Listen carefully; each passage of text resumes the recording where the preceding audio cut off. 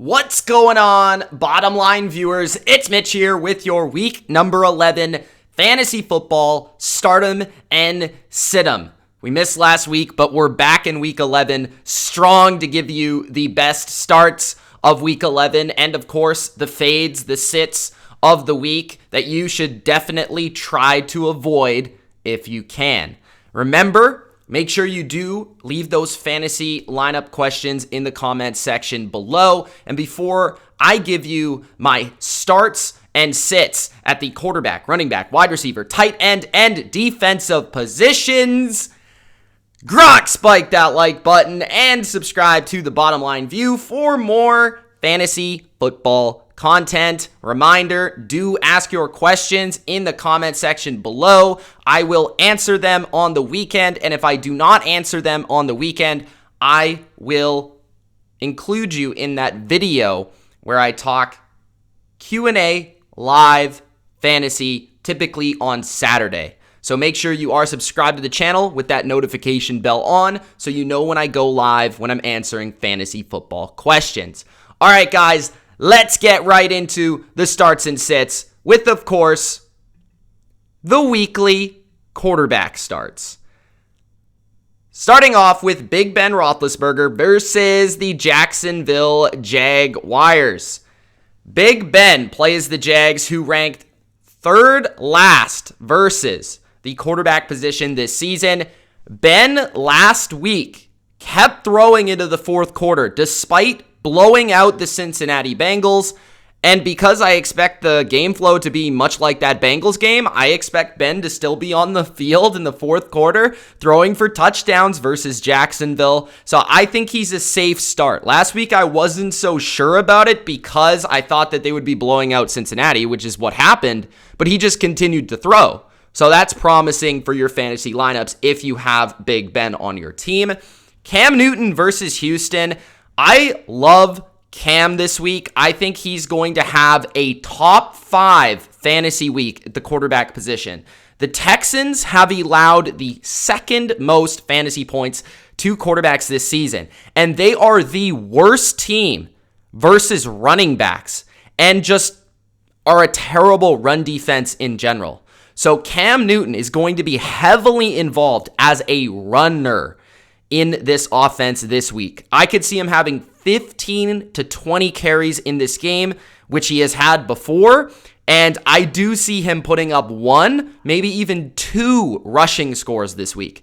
Jameis Winston versus Atlanta. The Falcons have allowed the most passing touchdowns this season, so I understand that Winston is new to the Saints offense. I understand that he is risky, totally get it, but he's Jameis Winston.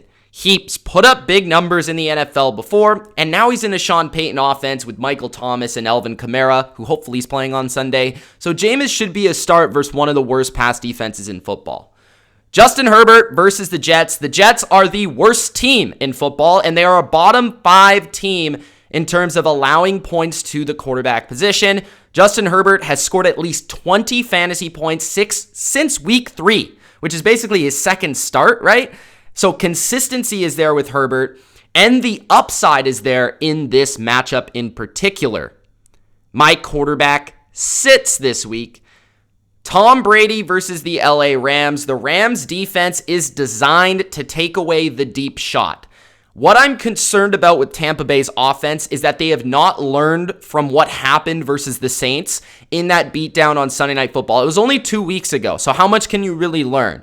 The Bucs love to push the ball down the field. Their whole passing game is centered around it. Now, it looked better in Carolina, but this Rams defense is quietly elite. They rank top 5 in yards allowed, passing yards allowed, points allowed, and third down percentage. They are the only defense to allow less than 10 passing touchdowns on the season. So they are a very good defense that not a lot of people actually know about. Jared Goff on the flip side versus the Bucs. The Bucs have forced the most interceptions this season with 12 because they are very good at getting after the quarterback. They rank 4th in PFF pass rushing grade this year. Goff is typically not great under pressure, so I would sit down Jared Goff. Ryan Tannehill versus the Baltimore Ravens. The Ravens have allowed the 6th least amount of passing yards, and they are tied for the 2nd in fewest touchdown passes. The approach to me for Tennessee will be to run the ball with Derrick Henry, just like that divisional round game. They're going to go for some play action down the field, but I don't think it's going to be a high enough volume for Ryan Tannehill to be successful versus a very good defense that ranks number 1 in points allowed this year. The Ravens, they are going to have to stop the run in this game, and the Titans will run the ball until the Ravens stop it, so that means Tannehill is just not in a good game script this week. Joe Burrow versus Washington. Washington has sneakily allowed the 2nd least amount of passing yards in 2020. They are a top front 7 in creating pressure versus opposing quarterbacks, and they can dominate probably the worst offensive line in football in Cincinnati. Joe Burrow is going to be under constant duress in this game. I think the Bengals will win, so Burrow will make enough plays to win, but not enough to put up big fantasy totals in my opinion. My running back starts.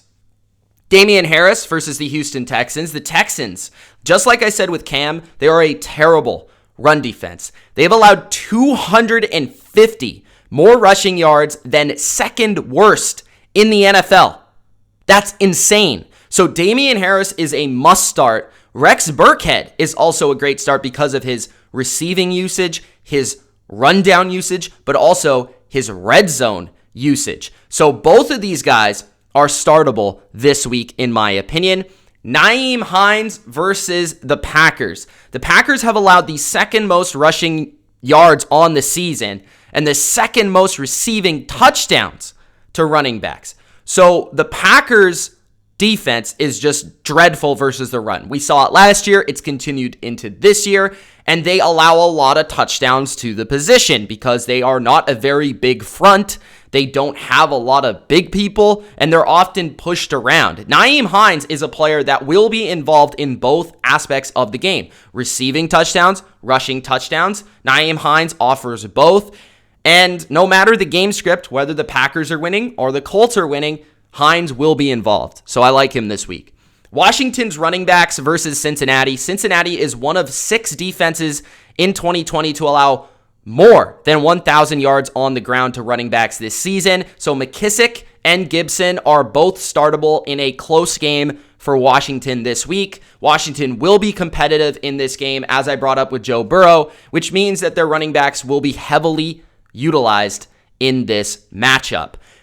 Davis versus Detroit. This was actually going to be DeAndre Swift in this spot, but he's come up with a concussion. But if he does play, I like both players in this game. Detroit versus Carolina. Both have 2 of the worst run defenses in the NFL. The Lions in particular have allowed the most touchdowns to running backs and the most fantasy points to running backs as well. So no CMC means that Davis is a lock, probably to be a top 12 running back this week. My running back sits. Let's start off with Leonard Fournette versus the Rams. This dude just isn't good. I'm sorry. I've seen enough. It's Ronald Jones or bust for the Bucs in the backfield. The Rams, even versus Ronald Jones, it's going to be a tough test because the Rams rank 6th best versus running backs this season. They are an elite run defense. They are an elite pass defense. They're an elite defense in general. So Fournette, Jones, I would fade Jones if I can, but I would still start him in some leagues that I need to start him in. With Fournette, it's like, do not start him because he's not going to be relevant. I think they've realized in Tampa that Ronald is just the better runner. It's that plain and simple, to be honest with you. Darrell Henderson versus Tampa Bay. I could understand why some of you may want to start him because his usage is pretty high. So a running back to a flex, I could get it there, but don't expect much. The Bucs have allowed the least amount of rushing yards this season. David, White, those linebackers, their speed is a terrible matchup for what the Rams love to do in the run game, which is outside runs, right? Testing the edge of the defense, outside zone with Sean McVay, and that is something that's not going to be there versus Tampa Bay. Melvin Gordon versus Miami. The Dolphins are a middle-of-the-pack run defense. They're actually not great versus the run. They're better versus the pass. But Melvin Gordon has been inefficient with his opportunity. I mean, he's scored 7 total PPR points in the last 2 games combined. I just can't rely on this guy on a terrible offense that's probably going to be getting blown out. So less usage in the run game in this game. It's just been bad game script after bad game script for Melvin Gordon, and there's no use in starting that kind of running back. J.K. Dobbins versus Tennessee. Dobbins, I understand the man crush that some people have on this kid. He is a talented running back, but he is completely unpredictable. And those are the type of players I do not want in my lineup. I'd go somewhere else, a more safe option that doesn't totally blow this game for me. I would rather just avoid the Ravens backfield altogether. If you were to start one, I would probably go with the Gus Bus. That's just my opinion. I would try to stay away from Dobbins just because he is completely unpredictable. My wide receiver starts this week. I like Amari Cooper. This might be bold, but the Vikings have struggled against receivers lined out wide this season. So wide receivers, not slot receivers, are very productive versus Minnesota. The position in general, 6th most fantasy points allowed, Minnesota versus the out wide receiver. Dalton is back in the lineup, so a little bit more stability at quarterback. We saw Dalton was relying on Cooper heavily, and I expect Cooper to be involved. Whether the Cowboys are trailing or they're leading, Cooper is going to be one of the main guys that's getting the football in this offense.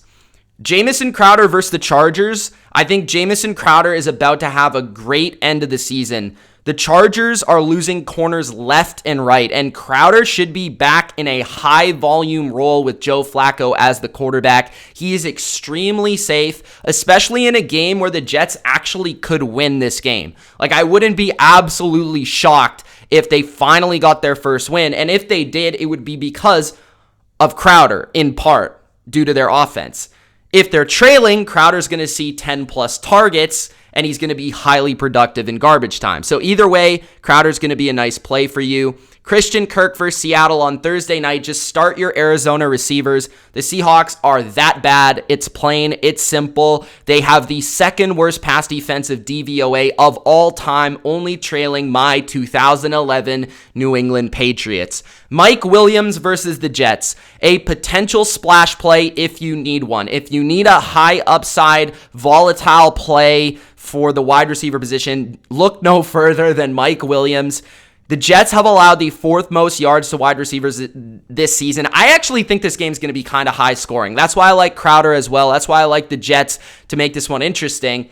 And Mike Williams should have 1, 2, maybe even 3 big plays down the field for the Chargers.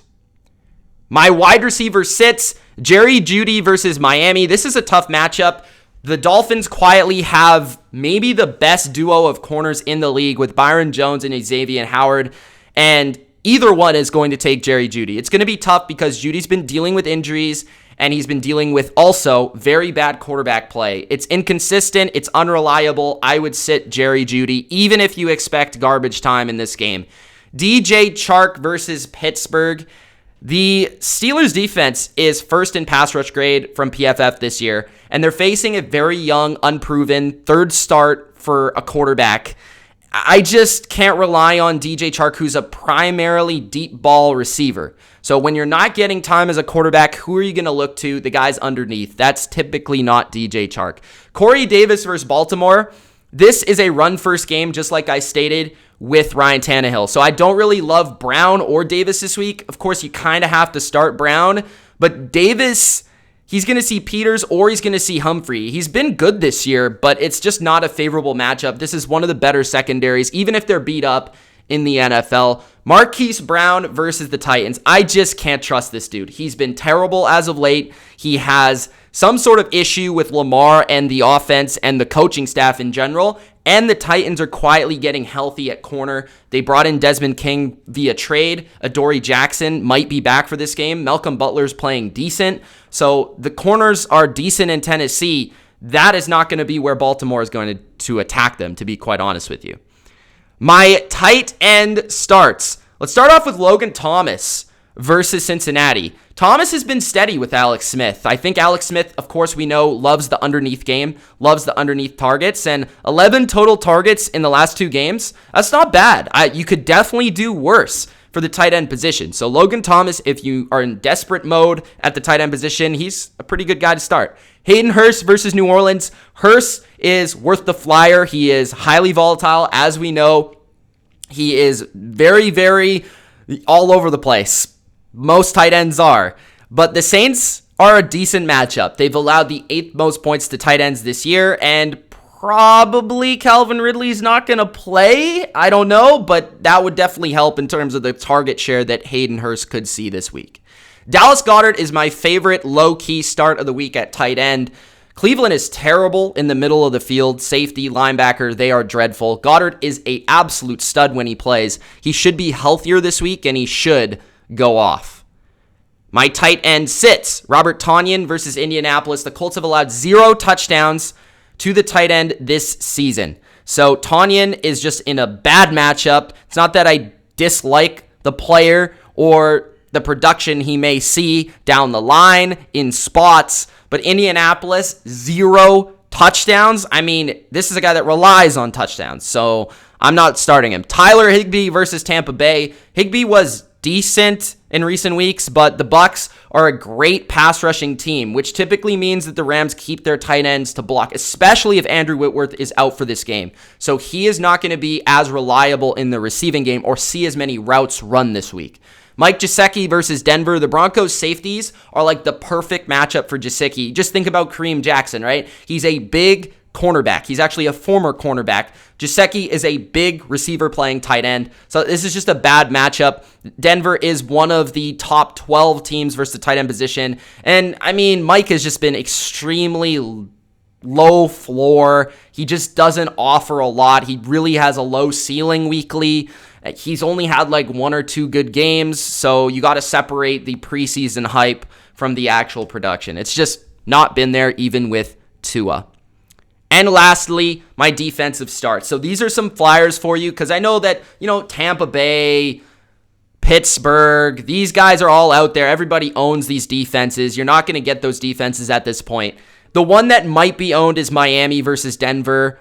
That's a for sure start. Drew Lock or not. I don't know who's playing. It's probably Lock, but if it's not, it's even better. But regardless, Lock has been turning the ball over. Denver's a terrible offense. They give the ball to the other team, and Miami's playing really good defensive football. So Miami's a must start, but the other 2 are kind of flyers. Minnesota's defense, 9 and 10 points back-to-back for fantasy defenses in 2020 is spectacular, and they now play a Dallas offense that is very turnover prone, so I like that matchup. And then why not start the defense playing Jameis Winston? It's worth the shot. There it is, guys. My starts, my sits for week number 11 of the 2020 NFL season. Hope you enjoyed. If you did, spike that like button and subscribe for more. Good luck this week, and don't forget to ask your questions in the comment section below. It's Mitch. Peace.